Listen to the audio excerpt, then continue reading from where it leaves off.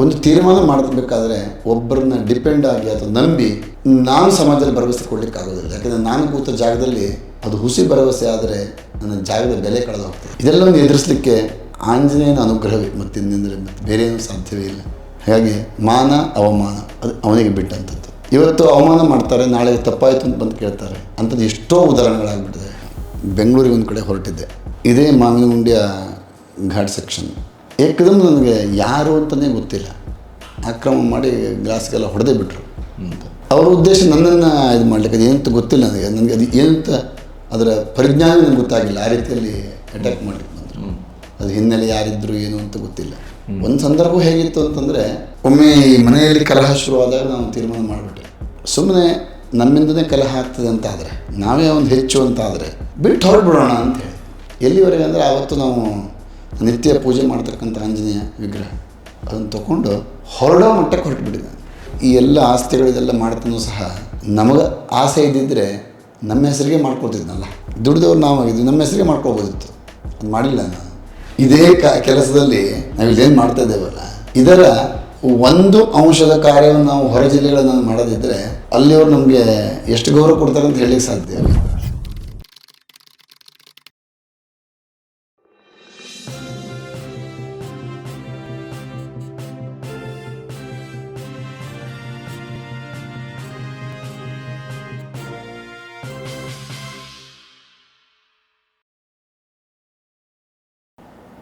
ಇದಕ್ಕೆ ನಿಮಗೆ ಇವರು ರಾಧಾಕೃಷ್ಣನ್ ಅವರು ಮೊಮ್ಮಗ ಭಾಳ ದೊಡ್ಡ ಮಟ್ಟದಲ್ಲಿ ಅವರು ಬಂದರು. ಸ್ವಲ್ಪ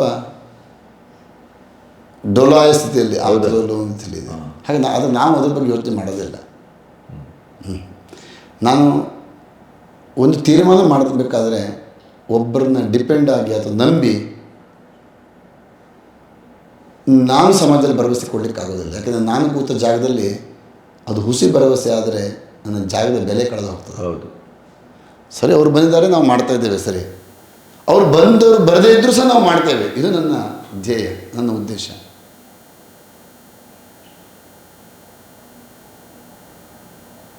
ಹಾಗಿದ್ದಾಗಲೇ ಅದು ಮುಂದುವರ್ಲಿಕ್ಕೆ ಸಾಧ್ಯ. ಬಂದವರು ಬರೋರ ಜೊತೆಲಿ ಬರ್ತಾರೆ. ನಮ್ಮದು ಗುರಿ ಏನು ನಿರ್ಧಾರ ಆಗಿದೆ. ನಾವು ಗುರಿನ ಮತ್ತೆ ಹಿಂಸರಿಯೋ ಪ್ರಶ್ನೆ ಇಲ್ಲ. ಅದು ಏನೇ ಸವಾಲುಗಳಿರಲಿ ಎದೆ ಕೊಟ್ಟು ನಿಲ್ತೇವೆ. ಈಗ ನಾನು ನನ್ನ ಕೆಲವು ಪ್ರಶ್ನೆಗಳಿಗೆ ಮುಂದೆ ಹೋಗ್ಬೋದು ಅಂತ ಅನಿಸ್ತದೆ. ಈಗ ನಿಮಗೆ ಒಂದು ಅವಮಾನಕರಕವಾದಂಥ ಸಾಮಾಜಿಕವಾದಂಥ ಸಾಂಸ್ಕೃತಿಕವಾದಂಥ ಒಂದು ಪರಿಸ್ಥಿತಿಯ ನಿರ್ಮಾಣ ಆಗಿತ್ತು, ಅದರಿಂದ ಹೇಗೆ ಹೊರಗೆ ಬಂದೆ? ನನಗೆ ಬಹುಶಃ ದೇವರ ಮೇಲೆ ಪರಿಪೂರ್ಣ ನಂಬಿಕೆ, ನನ್ನ ಆರಾಧ್ಯ ಆಂಜನೇಯನ. ಯಾಕಂದರೆ ಅದನ್ನು ಬಿಟ್ಟು ನನಗೆ ಬೇರೆ ಇಲ್ಲ. ನಾನು ನಿತ್ಯವೂ ಸಹ ಬೆಳಗ್ಗೆ 3:30 ಗಂಟೆಗೆ ಎದ್ದು ಅನುಷ್ಠಾನ ಪ್ರಾರಂಭ ಮಾಡಿದ್ರೆ 2 ತಾಸು, ಮೊದಲೇ ಉಪನಯನ ಆದ ತಕ್ಷಣದಿಂದ 3 ತಾಸು 4 ತಾಸು ಅನುಷ್ಠಾನ ಕೂತ್ಕೊಳ್ತಿದ್ದೆ. ಅಷ್ಟು ನನಗೆ ಏಕಾಗ್ರತೆ ಕೂತ್ಕೊಂಡ್ರೆ ನನಗೆ ಸಮಯದ ಪ್ರಜ್ಞೆ ಇರ್ತಿರಲಿಲ್ಲ. ಗ್ರಹಣ ಬಂದ ಸಂದರ್ಭದಲ್ಲಿ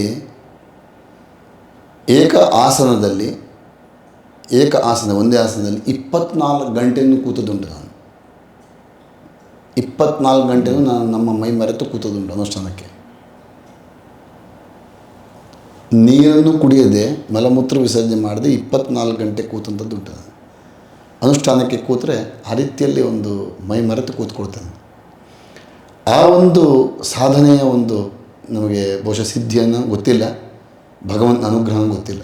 ಅದು ಇರೋದರಿಂದ ಇಂಥದ್ದು ಏನೇ ಅವಮಾನ ಬಂದರೂ ಸಹ ಅವನ ಸ್ಮರಣೆ ಮಾಡಿ ಅವನಿಗೆ ಬಿಟ್ಬಿಡ್ತದೆ. ಭಗವಂತನ ಸ್ಮರಣೆ ಮಾಡೋದು ಅವನಿಗೆ ಬಿಟ್ಬಿಡೋದು, ಧ್ಯಾನ ಮಾಡಿ ಪ್ರಾರ್ಥನೆ ಮಾಡೋದು ಸಾಕು, ಅಷ್ಟೇ. ಆ ಒಂದು ಕಾರ್ಯ ಬಹುಶಃ ನನಗೆ ಆತ್ಮಸ್ಥೈರ್ಯಕ್ಕೆ ಕಾರಣ ಆಯಿತು. ಇದೆಲ್ಲವನ್ನು ಎದುರಿಸಲಿಕ್ಕೆ ಆಂಜನೇಯನ ಅನುಗ್ರಹವೇ ಮತ್ತಿಂದರೆ ಮತ್ತೆ ಬೇರೆ ಏನೂ ಸಾಧ್ಯವೇ ಇಲ್ಲ. ಹಾಗಾಗಿ ಮಾನ ಅವಮಾನ ಅದು ಅವನಿಗೆ ಬಿಟ್ಟಂಥದ್ದು. ಇವತ್ತು ಅವಮಾನ ಮಾಡ್ತಾರೆ, ನಾಳೆ ತಪ್ಪಾಯಿತು ಅಂತ ಬಂದು ಕೇಳ್ತಾರೆ. ಅಂಥದ್ದು ಎಷ್ಟೋ ಉದಾಹರಣೆಗಳಾಗ್ಬಿಟ್ಟಿದೆ, ಎಷ್ಟೋ ನೂರಾರು ಉದಾಹರಣೆಗಳು. ನನಗೇ ಗೊತ್ತಿರೋದಿಲ್ಲ. ನಾನು ಹಿಂದೆ ಇಂಥಲ್ಲಿ ಒಂದು ಕಡೆಗೆ ನಿಮ್ಗೆ ಅವಮಾನ ಮಾಡಿದ್ದೆ, ಇಂಥ ಏಕವಚನದಲ್ಲಿ ಮಾತಾಡಿಬಿಟ್ಟಿದ್ದೆ. 10 ವರ್ಷ ಆಯಿತು ಇದು ಮಾತಾಡಿ, ನಿಮ್ಮ ಮುಂದೆ ಬರಲಿಕ್ಕೆ ಮಾತಾಡಲಿಕ್ಕೆ ಧೈರ್ಯ ಇಲ್ಲ. ಇವತ್ತು ಬಂದು ಹೇಳ್ತಾ ಇದ್ದೀನಿ ತಪ್ಪಾಯಿತು. ನಮ್ಗೆ ಗೊತ್ತೇ ಇರೋದಿಲ್ಲ ವಿಷಯ. ಆದರೆ ನಮಗಿಂತ ದೊಡ್ಡವನು ಇದ್ದಾನಲ್ಲ, ಅವನ ಲೆಕ್ಕ ಇಟ್ಕೊಳ್ತಾನೆ. ಅವನ ಲೆಕ್ಕದ ಮುಂದೆ ನಮ್ಮ ಲೆಕ್ಕ ಯಾವುದೂ ಇಲ್ಲ. ನಾವು ಮರೆತು ಬಿಡ್ತೇವೆ. ಮನುಷ್ಯನ ಒಂದು ಸ್ವಭಾವ ಅಂದರೆ ಒಳ್ಳೆಯದಾದನ್ನು ಮರಿತಾನೆ, ಕೆಟ್ಟದ್ದು ನೆನಪಿಟ್ಕೊಳ್ತಾನೆ. ಅವನು ಹಾಗೆ ಮಾಡೋದ ಅಂತ ಹಾಗೆ ಸಾಧಿಸ್ತಾನೆ. ಆದರೆ ನಾನು ತದ್ವಿರುದ್ಧವಾಗಿ ಬಹುಶಃ ಅಂಥದ್ದನ್ನು ಮರೀಲಿಕ್ಕೆ ಪ್ರಯತ್ನ ಮಾಡ್ತೇನೆ. ಭಗವಂತನ ಪಾದಕ್ಕೆ ಬಿಟ್ಬಿಡ್ತೇವೆ. ನಿಮಗೆ ಹೊರಗಡೆ ಆಕ್ರಮಣದ ಜೊತೆಗೆ ನಿಮ್ಮ ಕುಟುಂಬದ ಒಳಗಡೆನೂ ಆಕ್ರಮಣ ಆಯ್ತಲ್ಲ? ಬೇಕಷ್ಟಾಗಿದೆ. ಹೊರಗಡೆ ಆಕ್ರಮಣ ಅಂತಂದರೆ, ಒಮ್ಮೆ ನಾನು ಬೆಂಗಳೂರಿಗೆ ಒಂದು ಕಡೆ ಹೊರಟಿದ್ದೆ. ಇದೇ ಮಾವಿನಗುಂಡಿಯ ಘಾಟ್ ಸೆಕ್ಷನ್. ಏಕದಮ್ ನನಗೆ ಯಾರು ಅಂತಲೇ ಗೊತ್ತಿಲ್ಲ, ಆಕ್ರಮಣ ಮಾಡಿ ಗ್ಲಾಸ್ಗೆಲ್ಲ ಹೊಡೆದೇ ಬಿಟ್ರು ಅಂತ. ಅವರ ಉದ್ದೇಶ ನನ್ನನ್ನು ಇದು ಮಾಡಲಿಕ್ಕೆ, ಅದು ಏನಂತ ಗೊತ್ತಿಲ್ಲ ನನಗೆ ಅದು ಏನಂತ ಅದರ ಪರಿಜ್ಞಾನ ನನಗೆ ಗೊತ್ತಾಗಿಲ್ಲ. ಆ ರೀತಿಯಲ್ಲಿ ಅಟ್ಯಾಕ್ ಮಾಡಲಿಕ್ಕೆ ಬಂದರು.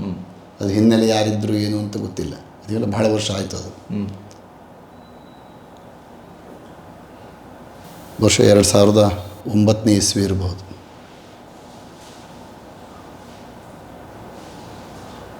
ಅಂಥದ್ದು ಆಗಿದ್ದಾವೆ. ನಿಮಗೇನಾಗಿಲ್ಲ? ಏನೂ ಆಗಿಲ್ಲ. ಇಡೀ ಮುಂದಿನ ಗ್ಲಾಸ್ ಒಡೆದೋಯ್ತು. ಅದು ಈ ನಾಡಗುಂಡು ಅಂತ ಹೇಳ್ತಾರಲ್ಲ, ಅಂಥದ್ದು ಈ ಕೋವಿ ಇದಿಟ್ಬಿಡ್ತಾರಲ್ಲ, ಗೊತ್ತಾಯ್ತು. ಆ ರೀತಿ ಮಾಡಿ ಹೊಡೆದು ಇದನ್ನು ಯಾರಿಗೇನೂ ಆಗಿಲ್ಲ. ಏನೂ ಆಗಿಲ್ಲ. ಅಂಥದ್ದೊಂದು ಘಟನೆ ಆಗಿದ್ದಾವೆ, ಇಲ್ಲ ಅಂತೇನಿಲ್ಲ. ಹೊರಗಡೆಯಿಂದ ಬೆಳವಣಿಗೆ ಸಹಿಸಿದ್ದು ಯಾವಕ್ಕೆ ಏನು ಅಂತ ಗೊತ್ತಿಲ್ಲ ಮಾಡಿದ್ದಾರೆ. ನಂತರ ನಾವು ಸತ್ಸಂಗವನ್ನು ಮಾಡ್ತಿದ್ದೆ. ಇಡೀ ರಾಜ್ಯದಾದ್ಯಂತ ಎಲ್ಲ ಕಡೆಗೂ ಸಹ ಸತ್ಸಂಗವನ್ನು, ಪ್ರತಿ ಜಿಲ್ಲೆ ಸಾಧಾರಣ ತಪ್ಪದೆ 1-2 ಜಿಲ್ಲೆಗಳು ತಪ್ಪಿರ್ಬೋದೇನೋ, ಎಲ್ಲ ಕಡೆ ಸತ್ಸಂಗವನ್ನು ಮಾಡ್ತಾಯಿದ್ವಿ. ರಾಮ ಮಂತ್ರ ದೀಕ್ಷೆಯನ್ನು ಕೊಡೋದು, ರಾಮಾಯಣದ ಪ್ರವಚನ ಮಾಡುವಂಥದ್ದು. ಕನಿಷ್ಠ ಒಂದು 3 ಗಂಟೆ 4 ಗಂಟೆ ಪ್ರವಚನ ಇರ್ತದೆ ನಿರಂತರವಾಗಿ. ಅಲ್ಲಿ ದೀಕ್ಷೆ ಕೊಡೋದು. ದೀಕ್ಷೆ ಅಂತಂದರೆ ಸಾಮೂಹಿಕ ದೀಕ್ಷೆ ಅಲ್ಲ, ಪ್ರತಿಯೊಬ್ಬರೂ ಸಹ ಕ್ಯೂನಲ್ಲಿ ಬರ್ತಾರೆ. ಅವರಿಗೆ ಕಿವಿಯಲ್ಲಿ ಉಪದೇಶ 3 ಬಾರಿ ಶ್ರೀರಾಮ ಜಯ ರಾಮ ಜಯ ಉಪದೇಶ ಕೊಟ್ಟು ಕಳಿಸುವಂಥದ್ದು. ಇಂಥದ್ದೊಂದು ಕಾರ್ಯಕ್ರಮವನ್ನು ಮಾಡಿ ಸಹ ನಾವು ಒಂದು 3 ಲಕ್ಷಕ್ಕೆ ಹೆಚ್ಚಿನ ಭಕ್ತರು ದೀಕ್ಷೆ ತಗೊಂಡಂಥವಿದ್ದಾರೆ. ಅಂತಹ ಒಂದು ಕಾರ್ಯಕ್ರಮ ಇಡೀ ರಾಜ್ಯಾದ್ಯಂತ ಪ್ರವಾಸ ಮಾಡಿದ್ದೇವೆ. ಆ ಸಂದರ್ಭದಿಂದ ಬಹುಶಃ ನಮಗೆ ಕೆಲವೊಂದಿಷ್ಟು ಎದುರುಕೊಳ್ಳಬೇಕಾಗಿರಬಹುದು, ಗೊತ್ತಿಲ್ಲ. ಆ ಬೆಳವಣಿಗೆ ಸಹಿಸಿಕೊಳ್ಳೋದು ಮಾಡಿರ್ಬೋದು. 2011-12 ಆ ಸಂದರ್ಭದಲ್ಲಿ ಹೊನ್ನಾವರದಲ್ಲಿ ಒಂದು ಕಾರ್ಯಕ್ರಮ ಆಯಿತು, ರಾಮಮಂತ್ರ ದೀಕ್ಷೆ. ಬಹುಶಃ ನೀವು ಕೇಳಿರ್ಬೋದು. ಅಷ್ಟು ಜನಸಂಖ್ಯೆ ಸೇರಿದಂಥ ಕಾರ್ಯಕ್ರಮ ಆಗಲೇ ಇಲ್ಲ ಹೊನ್ನಾವರದಲ್ಲಿ.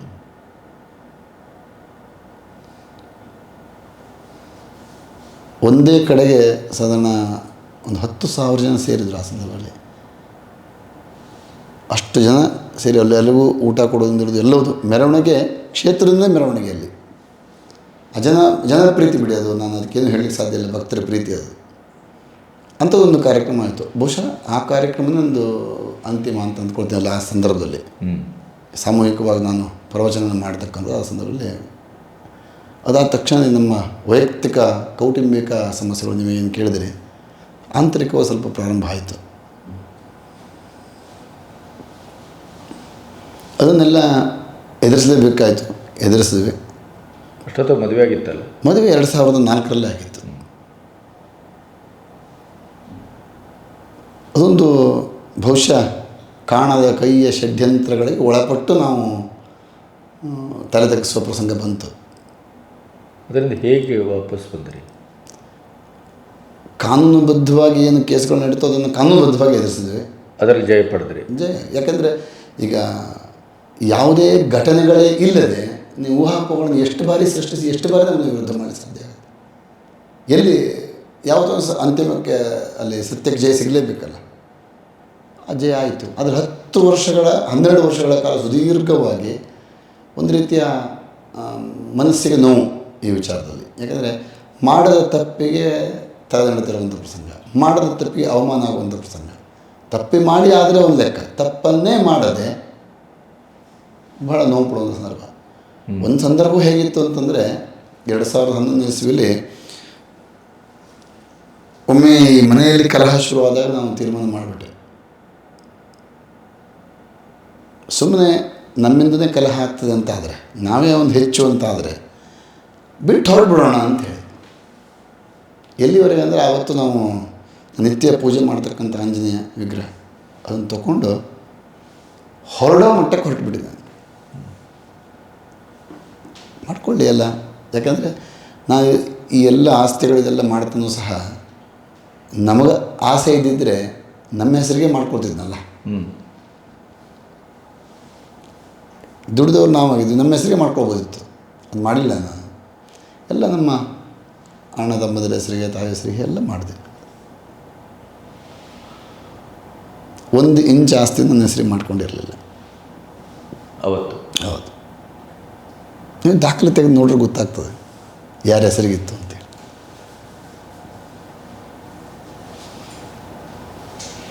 ಆ ಸಂದರ್ಭ ಹೊರಟು ಬಿಡು, ಯಾಕಂದರೆ ಎಷ್ಟು ಮಾಡಿದ್ರು ಅಷ್ಟೇ ಅಂತ ಆಯ್ತಲ್ಲ ಅನ್ನೋ ಒಂದು ಯೋಚನೆ ಬಂತು. ಆದರೆ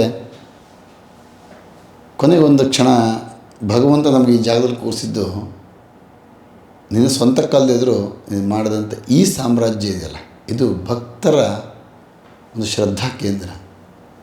ಯಾರದೋ ಒಬ್ಬರ ಸ್ವಾರ್ಥಕ್ಕೆ ಇದು ಹೋಗಬಾರದು, ಇದು ಅಖಂಡವಾಗಿ ಉಳಿಬೇಕು, ಇದು ಒಡಿಬಾರದು ಅನ್ನೋಂಥ ದೃಢ ಸಂಕಲ್ಪ ಮಾಡಿ ನಿಂತುಕೊಳ್ಬೇಕಾಯ್ತು. ನಾನು ಎಲ್ಲರಿಗೂ ತಿಳುವಳಿಕೆ ಹೇಳೋನಾದರೂ ಸಹ ಆವತ್ತೊಂದು ದಿವಸಕ್ಕೆ ನನಗೆ ಇನ್ನೊಬ್ಬ ಭಕ್ತರ ಹೇಳಿದ ಮಾತನ್ನು, ನೀವು ಬಿಟ್ಟು ಹೋಗಲಿಕ್ಕೆ ಬರೋದಿಲ್ಲ, ಇದು ನೀವು ಉಳಿಸ್ಕೊಂಡು ನಡೆಸ್ಕೊಂಡು ಹೋಗಬೇಕಾದ ಸ್ಥಳ, ನಿಮ್ಮಲ್ಲಿ ಏನು ಸ್ವಾರ್ಥ ಇಲ್ಲ, ನೀವು ಯಾಕೆ ಬಿಡ್ತೀರಿ, ಇದನ್ನು ಉಳಿಸುವ ವ್ಯವಸ್ಥೆ ಮಾಡಿ ಅಂಥೇಳಿ ಬಹುಶಃ ನನಗೆ ಎಚ್ಚರಿಕೆ ಕೊಟ್ಟಂಥದ್ದಾಗಿರ್ಬೋದು ದೇವರೇ. ಆ ಸಂದರ್ಭದಲ್ಲಿ ಅದನ್ನ ಅರ್ಥ ಮಾಡಿಕೊಂಡು ಅದಕ್ಕೆ ನಾನು ಹೋರಾಟಕ್ಕೆ ಸಿದ್ಧನಾದೆ. ಕಾನೂನು ರೀತಿಯಲ್ಲೇ ಹೋರಾಟ ಮಾಡಿ ಅದರಲ್ಲಿ ಇವತ್ತು ಜಯವನ್ನೂ ಸಹ ಸಾಧಿಸಿದ್ದೇವೆ.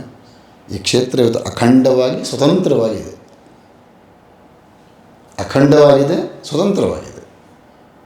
ಮಾಧ್ಯಮಗಳಲ್ಲಿ ನಿಮ್ಮ ಬಗ್ಗೆ ಆ ಥರದ ಒಂದು ಊಹಾಪೋಹಗಳು, ಅವಮಾನಿಸುವಂಥ ವರದಿಗಳು ಎಲ್ಲವೂ ಬಂತು ಅಂತ ಹೇಳಿದ್ರಲ್ಲ, ನೀವು ಕಾನೂನು ಪ್ರಕಾರ ಜಯ ಗಳಿಸಿದಾಗ ನೀವು ಅದರಿಂದ ಹೊರತಾಗಿ ಬಂದಿರಿ, ಆ ಅವಮಾನದಿಂದ ನೀವು ಈಚೆ ಬಂದಿರಿ, ಅದು ಅಲ್ಲ, ಸತ್ಯಕ್ಕೆ ಇನ್ನೊಂದು ಮುಖ ಇತ್ತು ಅನ್ನೋದನ್ನು ಪ್ರಚಾರ ಮಾಡಿದರೆ ಇವತ್ತಿಗೂ ಸಹ ಕೇಳಲು ಇಲ್ಲ. ತೀರ್ಮಾನ ಬಂದು ನಮ್ಮ ಪರವಾಗಿ ಆಗಿ 1 ವರ್ಷವೇ ಕಳೆದು ಹೋಗ್ಬಿಡ್ತು. 9/2/23 ಇಸ್ವಿ ಹೈಕೋರ್ಟಲ್ಲಿ ತೀರ್ಮಾನ ಆಯಿತು. ಆನಂತರ 27/3/2023 ಹೊನ್ನಾವರ ಸೆಷನ್ ಕೋರ್ಟಲ್ಲಿ ಅಂತಿಮವಾಗಿ ಪ್ರಕರಣ ಯಾವ ರೀತಿ ಬಗೆಹರಿಸ್ಕೊಳ್ಳಿಕ್ಕೆ ಅಂತ ಅಂತಿಮ ರೂಪ ಆಗಿ ನಿರ್ಣಯ ಆಗಿ ಕ್ಲೋಸ್ ಆಯಿತು. ಅದರ ಫಲಶ್ರುತಿಯಲ್ಲೂ ಬಂದಿಲ್ಲ, ಇವತ್ತಿಗೂ ಸಹ ಬಂದಿಲ್ಲ. ಇದು ನಮ್ಮ ಮಾಧ್ಯಮದ ಹಿಪಾಕ್ರಸಿ. ಅದು ಏನು ಹೇಳಲಿಕ್ಕೆ ಬರೋದಿಲ್ಲ. ಯಾಕೆಂದ್ರೆ ಏನು ಹೇಳ್ಬೋದು, ಅದಕ್ಕೆ ಸೆನ್ಸೇಷನಲ್ ನ್ಯೂಸ್ ಅಲ್ವಲ್ಲ ಅದು. ಮುಗೀತು ಅನ್ನೋದು ಸೆನ್ಸೇಷನ್ ಅಲ್ಲ, ಆರಂಭ ಆಗಿ ಸೆನ್ಸೇಷನ್ನು ಅದನ್ನು ಹೈಲೈಟ್ ಮಾಡೋದು, TRP ತಗೊಳ್ಳೋದು ಮುಖ್ಯ ಆಗಿರ್ತದೆ. ಹಾಗಾಗಿ ನೀವು ಇಷ್ಟು ಅಭಿವೃದ್ಧಿ ಕಾರ್ಯ ಮಾಡ್ತೀರಿ, ಅದಕ್ಕೆ ಫೋಕಸ್ ಮಾಡೋದಿಲ್ಲ, ಅದನ್ನು ಕೇಳೋದಿಲ್ಲ. ನಾವಿಲ್ಲಿ ಇಷ್ಟು ಮಲೆನಾಡು ಅಂತ ಕಾರ್ಯಕ್ರಮ ಮಾಡ್ತೇವಲ್ಲ, ಅದಕ್ಕೊಂದು ಮಾಧ್ಯಮದ ಮಡಿವಂತಿಕೆ ಇದೆ, ಬರೋದಿಲ್ಲ. ಯಾಕೆ ಅದು ಗೊತ್ತಿಲ್ಲ. ಅದೇ ಈ ಘಟನೆ ಆಯ್ತಲ್ಲ, ನಿಮ್ಗೆ ಯಾವ ಚಾನಲ್ನವ್ರು ಬೇಕು? ಎಲ್ಲರೂ 15-16 ಚಾನಲ್ನವರು ದಿನಗಟ್ಟಲೆ ಹೇಳ್ಕೊಂಡು ನಿಂತ್ಕೊಳ್ತಾರೆ. ಆ ಅವಮಾನ ಅನುಭವಿಸಿಬಿಟ್ಟಿದ್ದೇವೆ.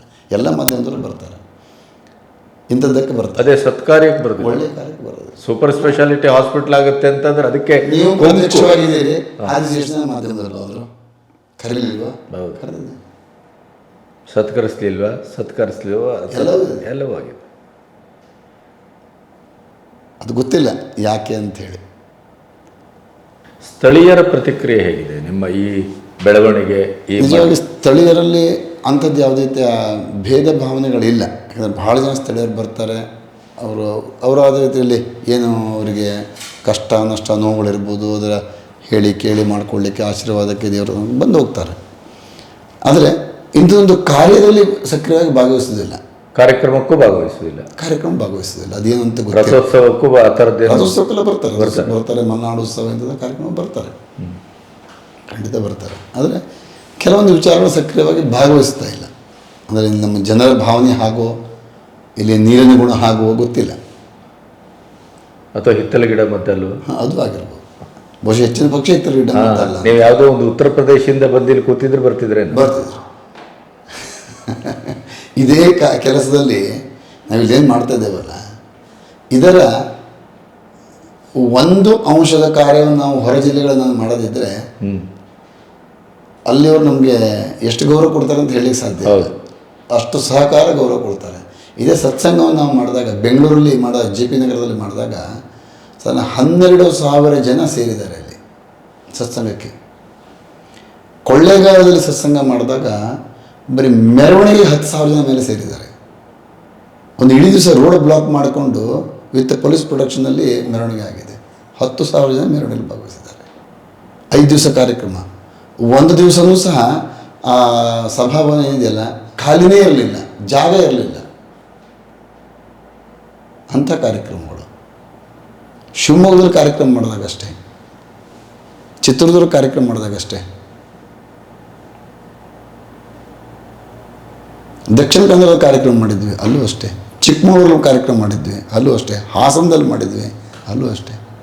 ಅಂದರೆ ಜನರ ಸಹಕಾರ ಎಲ್ಲ ಕಡೆಗೂ ಅಷ್ಟಿದೆ. ಊರಲ್ಲಿಲ್ಲ. ತುಮಕೂರಲ್ಲಿ ಮಾಡಿದ್ವಿ, ಇಲ್ಲಿ ಊರಲ್ಲಿ ಇಲ್ಲ. ಆದರೆ ಹೊನ್ನಾವರದಲ್ಲಿ ಕಾರ್ಯಕ್ರಮ ಮಾಡಿದ್ವಿ, ಅದೊಂದು ದಾಖಲೆಯಾಗಿ ಕಾರ್ಯಕ್ರಮ ಆಯಿತು. ಹೊನ್ನಾವರದಲ್ಲಿ ಮಾಡಿದ್ವಿ, 10,000 ಜನ ಸೇರೋದು ದಾಖಲೆ ಹೊನ್ನಾವರದಲ್ಲಿ. ಯಾಕಂದ್ರೆ ನಾನು ಎಂಥ ದೊಡ್ಡ ಸಮಾವೇಶ ಆದರೂ ಅಂಥ ಜನರ ಸಂಖ್ಯೆ ಸೇರಿರಲಿಲ್ಲ.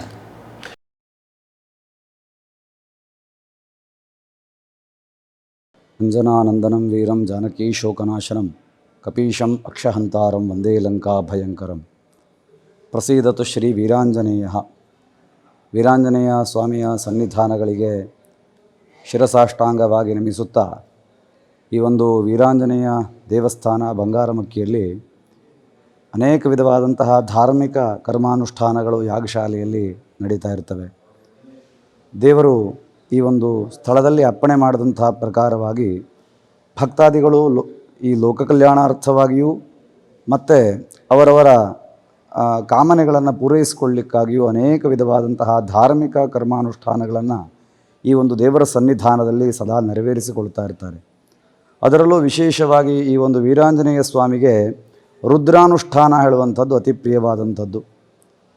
ಏಕಾದಶ ರುದ್ರಹವನ, ಶತರುದ್ರಹವನ, ಮಹಾರುದ್ರಹವನ, ಹೀಗೆ ರುದ್ರಾನುಷ್ಠಾನಗಳು ನಡೆಯುವಂಥದ್ದು. ಹಾಗೆ ಶ್ರೀದೇವರ ಸನ್ನಿಧಾನದ ಮೂಲಮಂತ್ರ ಜಪ ಹವನಗಳು, ಇನ್ನೂ ಇತರವಾದಂತಹ ಅನೇಕ ಧಾರ್ಮಿಕವಾದಂತಹ ಕಾರ್ಯಕ್ರಮಗಳು, ಸುಂದರಕಾಂಡ ಪಾರಾಯಣ, ಹಾಗೆ ದೇವರಲ್ಲಿ ಅಪ್ಪಣೆಯಾದಂತಹ ಎಲ್ಲ ಧಾರ್ಮಿಕ ಕಾರ್ಯಕ್ರಮಗಳು ಇಲ್ಲಿ ನೆರವೇರ್ತವೆ. ಇಲ್ಲಿ ನಾವು ಪ್ರತ್ಯಕ್ಷವಾಗಿ ಕಂಡ ಕೆಲವು ನಿದರ್ಶನಗಳು ಏನು ಅಂತ ಕೇಳಿದರೆ, ಬಂದಂತಹ ಭಕ್ತಾದಿಗಳಿಗೆ 3 ಮಾಸದಲ್ಲಿ, 6 ಮಾಸದಲ್ಲಿ, 1 ವರ್ಷದಲ್ಲಿ ನೀವು ನೆನೆಸ್ಕೊಂಡಂತಹ ಕಾರ್ಯ ನಡೀತದೆ, ಅದಕ್ಕೆ ಸಂಬಂಧಪಟ್ಟು ಇಂಥ ದೇವತಾ ಆರಾಧನೆಯನ್ನು ನೀವು ಮಾಡಬೇಕು ಅಂತೇಳಿ ತಿಳಿಸಿದಂತಹ ಪ್ರಕಾರವಾಗಿ ಅವರ ಆರಾಧನೆಯನ್ನು ನಡೆಸ್ಕೊಂಡ್ರೆ, ಶ್ರದ್ಧೆಯಿಂದ ಭಕ್ತಿಯಿಂದ ಭಗವಂತನನ್ನು ಸ್ಮರಿಸಿ ಮುನ್ನಡೆದರೆ ಅವರಿಗೆ ಅಪಜಯ ಹೇಳ್ತಕ್ಕಂಥದ್ದಾದದ್ದಿಲ್ಲ, ಅವರಿಗೆ ಸೋಲು ಹೇಳ್ತಕ್ಕಂಥದ್ದಾದದ್ದಿಲ್ಲ. ಹಾಗಾಗಿ ಎಲ್ಲರ ಮನಸ್ಸಿನ ಇಂಗಿತವನ್ನು, ಎಲ್ಲರ ಮನಸ್ಸಿನ ಬಯಕೆಯನ್ನು ಭಗವಂತ ಈ ಒಂದು ಸ್ಥಳದಲ್ಲಿ ವೀರಾಂಜನೇಯನ ಸ್ವರೂಪದಲ್ಲಿ ನಿಂತು ನೆರವೇರಿಸ್ತಾ ಇದ್ದಾನೆ. ಹಾಗೆ ಈ ಒಂದು ಯಾಗಶಾಲೆಯಲ್ಲಿ ಅನೇಕ ವಿಧವಾದಂತಹ ಧಾರ್ಮಿಕ ಕರ್ಮಾನುಷ್ಠಾನಗಳು ಸಾಂಗವಾಗಿ ನೆರವೇರ್ತವೆ. ಅನೇಕ ಋತ್ವಿಜರ, ಹಲವು ವೈದಿಕರ ಸಹಯೋಗದಲ್ಲಿ ಇಲ್ಲಿ ಧಾರ್ಮಿಕ ಕರ್ಮಾಂಗಗಳನ್ನು ನಾವು ನೆರವೇರಿಸ್ತೇವೆ. ಆ ವೀರಾಂಜನೇಯ ಸ್ವಾಮಿಯ ಅನುಗ್ರಹದಿಂದ ಬರುವಂತಹ ಎಲ್ಲ ಭಕ್ತರಿಗೆ ಒಳ್ಳೆಯದಾಗಲಿ, ಎಲ್ಲರಿಗೂ ಆ ಭಗವಂತ ಅನುಗ್ರಹಿಸಲಿ ಅಂತ ಅವನಲ್ಲಿ ಪ್ರಾರ್ಥನೆ ಮಾಡ್ತಾ, ಈ ಒಂದು ಸನ್ನಿಧಾನದ ಶ್ರೀರಕ್ಷೆ ಹೇಳ್ತಕ್ಕಂಥದ್ದು ಲೋಕಕ್ಕೆ ಸಿಗಲಿ ಅಂತ ಭಗವಂತನಲ್ಲಿ ಪ್ರಾರ್ಥನೆ ಮಾಡ್ತೇನೆ.